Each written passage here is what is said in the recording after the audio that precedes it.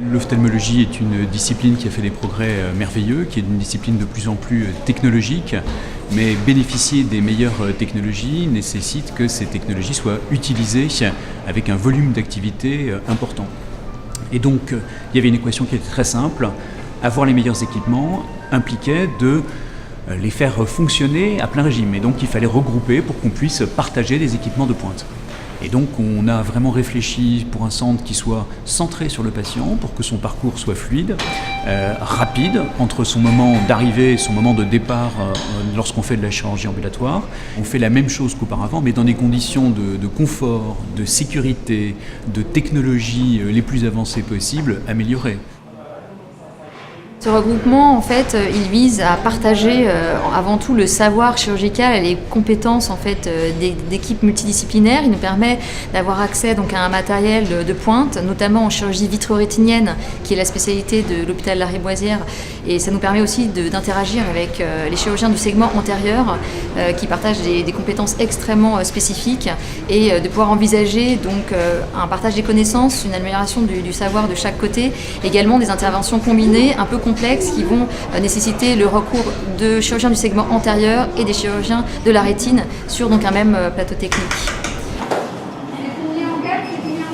Ça va permettre une harmonisation des pratiques et ça va permettre également de mener des travaux pour les équipes de publication et de recherche en ayant des patients qui sont suivis conjointement dans un même centre et dont on possède les données. On va pouvoir créer des corps de patients et notamment sur le plan chirurgical, harmoniser les pratiques. Ce centre a une grande originalité, c'est que pour la première fois en ophtalmologie en France, nous avons créé un hall opératoire. Tout cela partait d'un constat qui est que le temps de la chirurgie, qui est d'une douzaine de minutes pour la chirurgie de la cataracte, est devenu plus court que le temps de préparation des patients. Donc on a réfléchi à une fluidification des circuits et notre réflexion a abouti au fait qu'un hall opératoire avec plusieurs sites, pendant qu'on prépare un patient sur un site, pendant qu'un chirurgien opère sur un autre, était la solution appropriée pour répondre à cette évolution de nos techniques chirurgicales et des modes d'organisation de la chirurgie en ophtalmologie.